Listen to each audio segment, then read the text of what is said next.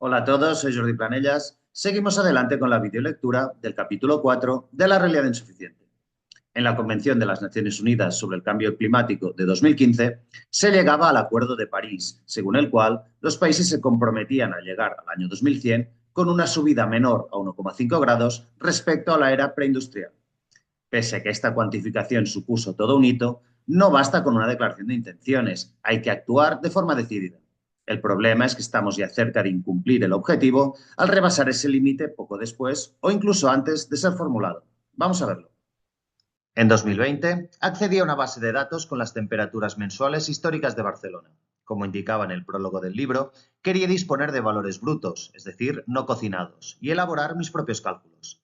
Ahí van, promediando por década. En los últimos 170 años, desde 1850, la temperatura ha aumentado de 14 grados a 16,2. Así, la diferencia en el periodo asciende a 2,2 grados. Partiendo de 1970, solo en los últimos 50 años, el salto ha sido de 14,5 grados a 16,2, lo que supone un incremento de 1,7. Antes de entrar a valorar el resultado, debemos considerar que en las metrópolis se produce el efecto conocido como isla de calor urbana, una mayor temperatura respecto al área rural circundante. El calor se genera a causa de la mayor proporción de asfalto y de otros materiales de construcción, de los altos edificios, de la falta de zonas verdes o de la concentración de vehículos y fábricas con su smog, niebla tóxica. Por todos estos motivos, posiblemente, en las ciudades, el efecto invernadero sea mayor. Además, por supuesto, Barcelona no es representativa del resto del mundo y habría que completar el estudio con mediciones en otras ubicaciones del globo. Pero visto que en Barcelona ya se han superado los 1,5 grados respecto a la era preindustrial, ¿qué pasa aquí? ¿Nos están tomando el pelo? ¿Hay una manipulación de los datos? Por un lado, no creo que sea necesario recurrir a la conspiración, dado que la mayoría de gente no se preocupa o no domina la cuestión. Incluso con las cifras delante, no las sabe interpretar. Creerán que está bien que haga un poco más de calor, así tenemos más semanas de veranito y menos frío en invierno. Total, ¿qué importan unos pocos grados? Eso no es nada. Pero por otro lado, sí considero que hay algo de ocultación. De hecho, ya supone una manipulación implícita el planteamiento del Acuerdo de París. Fijaos en que el objetivo establece como inicio del periodo la era preindustrial, lo cual sirve para enmascarar el crecimiento acelerado de las últimas décadas.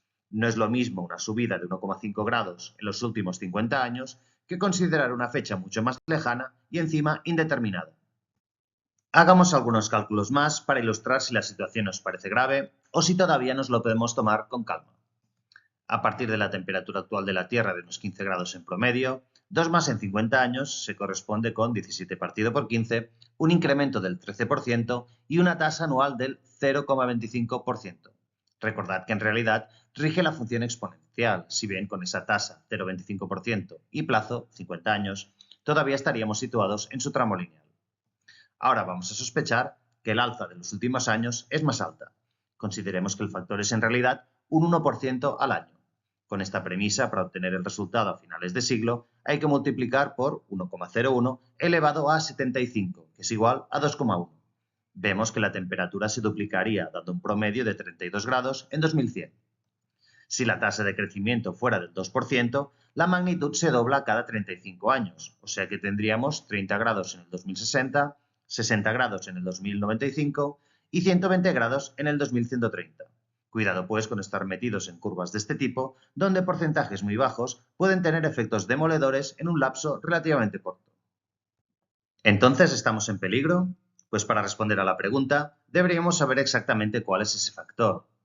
Para hacernos una idea, podemos consultar los siguientes datos de la Agencia Estatal de Meteorología.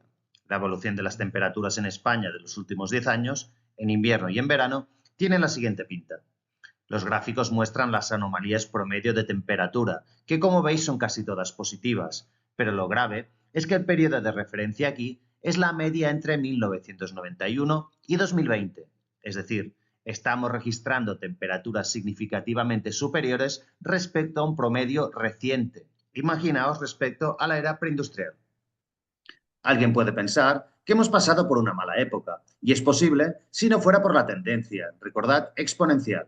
Pero mientras tengamos una sombrilla y un hueco en la playa, todos a darse el chapuzón y a disfrutar de la canícula, porque sí, más incendios, pero como en cada año, más sequía, pero sin llegar al desabastecimiento, o el derretimiento de los polos, pero a un ritmo muy lento. Si omitimos los problemas, no habrá forma de resolverlos. Por ahora lo dejamos aquí. Seguiremos tratando estas cuestiones en el siguiente vídeo. No os lo perdáis.